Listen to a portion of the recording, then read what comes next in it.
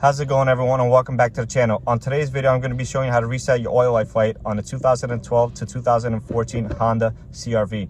But before we go ahead and do that, make sure you subscribe to the channel and like this video. Also, follow me on Instagram at Honda Mobile Mechanic for daily content. All right, onto the video. So we're going to turn on the ignition. As you can see, this car is at 15%. So we're going to go and press and hold this top button right here.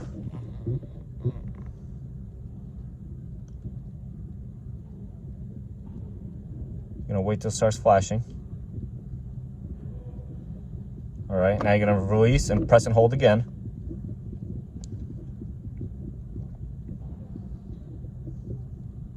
And there you go, that is all. So if you were doing an oil change early and it wasn't displayed when you turn on the ignition, let's say it was on this screen, you just toggle using this button right here until you've reached the oil life light and then do the procedure.